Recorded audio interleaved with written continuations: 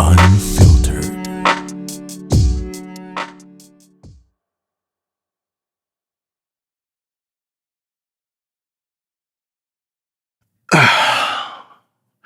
Babe, sorry Traffic kasi. Kanina ka pa ba? Sorry, tagal mo naghintay. Buti naman sinamahan ka ni Jenny na magantay. Sa bagay. Di ba, lakad lang naman siya mula sa office niyo? Buti na lang, malapit lang. So, kamusta? Kamusta trabaho mo today?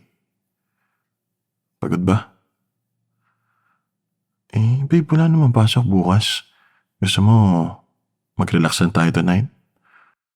Kahit ano, kung anong trip mo, food trip, movie, ano ba gusto mo?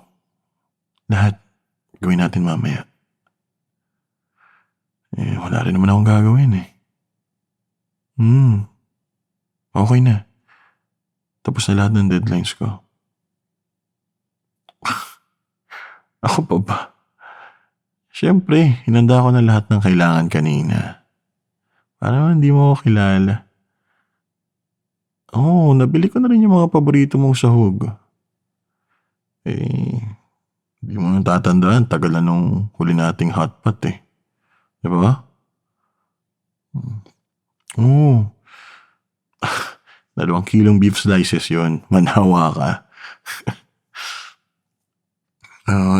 Yung paborito mo, bumili din ako yung gyoza. Yun, sarap kasi nun Tsaka yun sa mala soup, bagay na bagay yun. Di ba yun yung mga paborito mo dun sa hotpot? May tira pang kimchi dun. Kaya wala pang 1,000 yung nagastos ko kanina. Oh, bakit? Gutom ka na ba? Idlip ka muna dyan. Gisingin na lang kita pag malapit na tayo. Sige lang, baba mo yung bangko. Yan. Higa mo pa. Ito. May unan dyan sa lagod. Sige na, pahinga ka na, babe. Love you. Babe? Babe? Babe, gising na.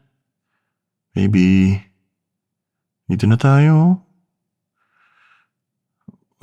Ay nga pala. Dumaan ako kay Mang Nestor, bumili ako ng butane. Ayos si Mang Nestor no? Halos lahat ng kailangan mo, meron siya Oo, di ba? Taan mo yung tindahan niya na yun. Kaya ang daming bumibili doon sa mini grocery niya As in lahat, lalo na pag ganito yung may kailangan kayong lutuin, di ba? Minsan nga, nakabili pa ako ng cutter doon Ay, hindi na kita ginising. Himbing kasi ng tulog mo Saglit lang naman ako kanina. Okay ka na? Tara na. Siset up ko na yung hotpot session natin. Huwag ka muna maligo. Sunod ako pagka-set up ko para kakain na lang tayo. Ba gusto mo sabay tayo? Mari ka pa Mamaya na baby time pagkakain.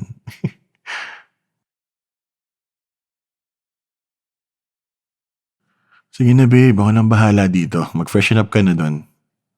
Tapos naman ako pagkatapos mo Re-ready ko lang yung food trip natin. Sige na.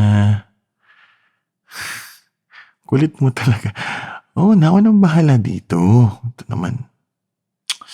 Baby, don't worry. Wala kang ibang gagawin kundi kumain at mag-relax. Ay, teka. Kalimutan kong tanongin. Ano nga palang iinumin mo?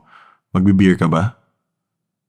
Meron pa tayong wine na hindi nauubos ng isang araw. Gusto mo yun na lang? Parang gusto ko ng wine Ikaw din? Wine na lang tayo, sige. Sige. Okay, wine. Sige na, halika na. Sunod ako sa'yo.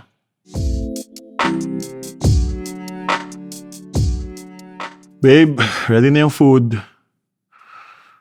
Tagal mo naman dyan. May maabutan pa ba ako pag kumasa ako dyan sa loob? Teka, buksan mo to. Ba't mo ba kasi nilalak Uy, ano ba? Buksan mo 'to, ano. Akala ko hinihintay mo pa ako sa loob, eh. Tapos ka na pala. Teka, ba't tapos ka na, eh, papasok pa lang ako. Gusto mo tara, ligo ka ulit. Tara na, ito naman. Oh, kanina binibiro-biro mo ako tapos ngayon paayaw-ayaw ka diyan. Sige na. Okay, fine. Nagbihis ka na. Ligo lang ako tapos kain tayo. Oo, naka-ready na dun sa labas. Puwede mo nang pakuluin yung sabaw. Ta's mamaya ako naman ang kukulo. Joke. Sige na, ligo lang ako. Teka lang.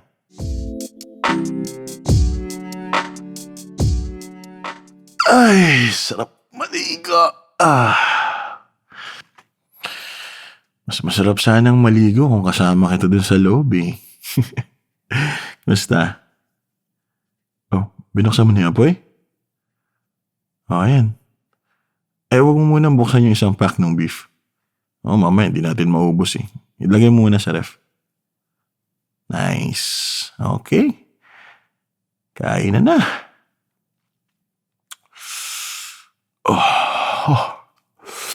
Sarap. Medyo maanghang, babe. Pero sarap. Grabe.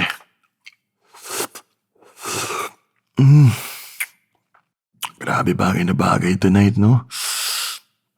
Medyo malamig. Kain ka pa? Ano? Subukan kita. Yan.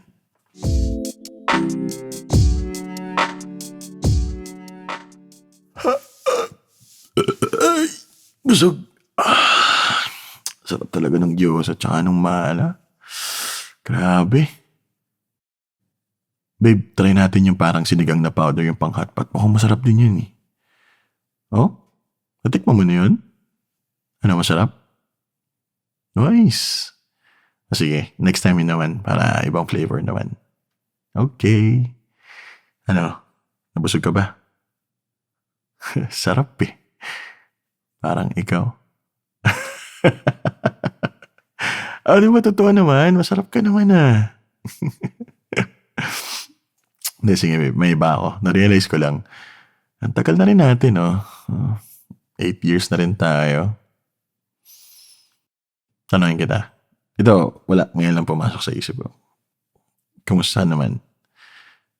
Masaya ka ba naman sa atin? Like, ito, tayo? Kasi ang smooth lang ng relasyon natin, eh. Parang natatakot ako baka biglang, alam mo yun, baka biglang bagsakan tayo ng problema. Pero kung meron man, alam mo naman kakayanin natin. Oo nga, eh. Naalala mo nun? O diba, ayaw ni mama sa atin. Grabe yun, nakakatakot. Talagang pinagdidikdikan niya talaga. Huwag daw nating tuloy itong relasyon natin. Ako ba dun? Di ginawa kasi yun, eh. Kontra lagi yun sa mga bagay, pero pag tumagal naman, di ba? In fairness naman, wala na. Tinan mo ngayon, oh. Parang mas anak ka pa nga niya sa akin, eh. Grabe yung closest ninyong dalawa, eh. Nagagalit pag di kita kasama. Ay, tumawag nga kanina. Nadala daw sila ni Papa next week. Sakto. Then naisip ko, luto tayo. Tatapusin ko na lahat ng kailangan kong tapusin bago mag-Friday para sa Sabado. Focus ako sa pag-asikaso sa handa natin para sa kanila. Birthday din ni Eric, eh. Dito na rin tayo mag-celebrate.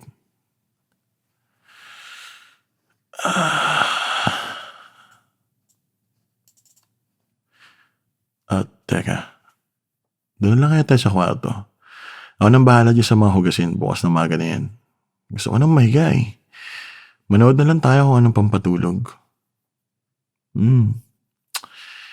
Mas maganda kung doon na natin ituloy ang kwentuhan natin. Tsaka kung anong gusto mo.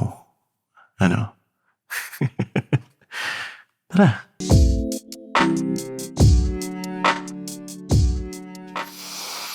Babe, pakis. Hmm, miss kita eh. Kahit magkasama na tayo sa isang apartment, namimiss pa rin kita kasi lagi kang wala maghapon. Diba? Oo naman. Siyempre, lagi kaya kitang namimiss. Sa tagal ba naman natin? Araw-araw pa rin kitang namimiss. Hindi ako tulad ng iba dyan, no? Tsaka, excuse me, loyal to it's. Ganun ba ako nagloko? Sige nga, alalahanin mo. Sige, mag-backread ka sa utak mo. Di ba? Wala? Ako na to eh. Na yun nga. Matagal-tagal na rin tayo eh. Actually, matagal na tayo magkakilala. Pero alam mo, high school pa lang crush na kita. Alam mo yan. Lagi nga kitang sinisilip sa classroom niyo dati. Mabuti na lang, nagtagpo ulit yung landas natin after natin mag-college. Oo naman. Hindi naman nawala pag nanasa ko sa'yo eh. Pero babe, sa tingin mo ba ako mapapangasawa mo? Hindi, sagutin mo na lang. Hindi, gusto ko lang malaman. Bakit pa? Wala, lately na-realize ko lang i-level up na natin yung relationship natin. Level up? Parang ganito. Ayaw na kitang pakawalan eh. Kaya gusto ko lang simplehan muna. Will you marry me? Gulat ka ba? Ano nga? Will you marry me? Yun. Kala ko ayaw mo eh. Alam mo, matagal ko nang pinaplana to. Actually, nakausap ko yung kapatid mo. Bala ko may paeng-grande pang surprise. Pero, wala, na-realize ko. Gusto ko simplehan lang. Yung ganito, out of nowhere. Hindi naman kailangan grande, di ba? Okay naman, di ba? Ito, relax na tayo dito sa kama. Romantic ng gabi. Naramdaman ko, ito na yung perfect timing eh. Ang dami nga sinasuggest ng kapatid mo ng lugar. Actually, game na dapat din sa favorite mong resto. Nasabi ko na rin kila tito tsaka tita yung plano ko.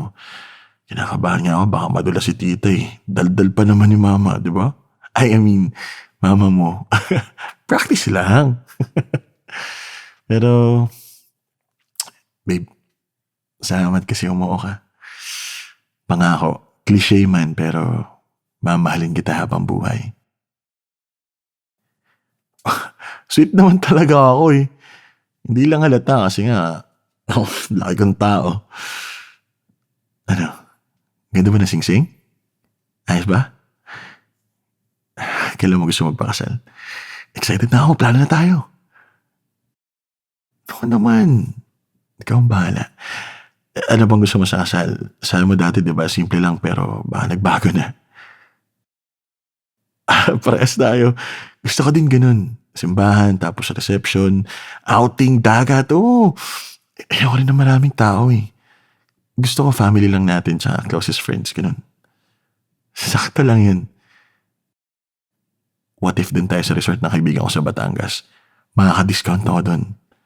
Baka nga, ilibre niya na yung kasal natin eh. Promise. Oo na, akong bahala sa lugar. At syempre kung ano bahala sa mga pag-ayos-ayos, may na ako dyan, alam mo na yan. Diba? Para masunod ko anong gusto mo. Ikaw ang importante dun. Teka, wait. Hindi ako paniwala. Pinaplano na kagad natin yung kasal natin. Ganun kagad kabilis. Kakapropose ko lang 10 minutes ago. Sa bagay, excited na rin ako eh. Pero babe, alam mo pinaka-importante sa akin? Nakakalimutan din natin eh. Saan tayo mag-honeymoon? Oo naman, syempre importante yun. Yung pinaka-importante sa lahat, no? Gusto mo mag-out of the country tayo? Sa bagay, ako din. Gusto ko pag nag-honeymoon tayo, wala akong iisiping trabaho. Teka, wait, kailan mo muna gusto ikasal? 6 months na lang yun.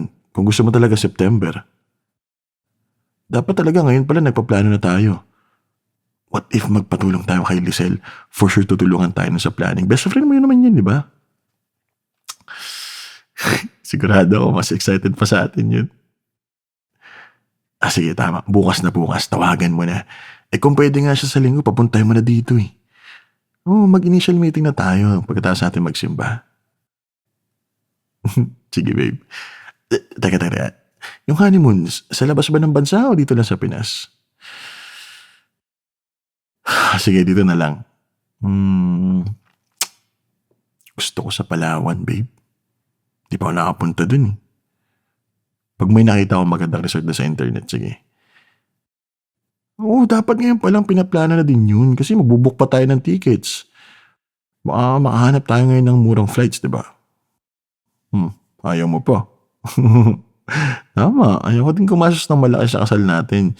Tamang gastos lang, pero syempre dapat memorable. Yan naman ang importante, di ba? Babe, bukas na yan. Anong oras na din? Bukas na tayo magplano ng maayos. Nakahiga na tayo. Baka makalimutan natin agad bukas. What if mag-pre-honeymoon na muna tayo ngayon? Ako naman. Pwede na agad. Kakao mo lang sa akin, may pre-honeymoon dapat yun. Sige na. Ito naman. Ayos.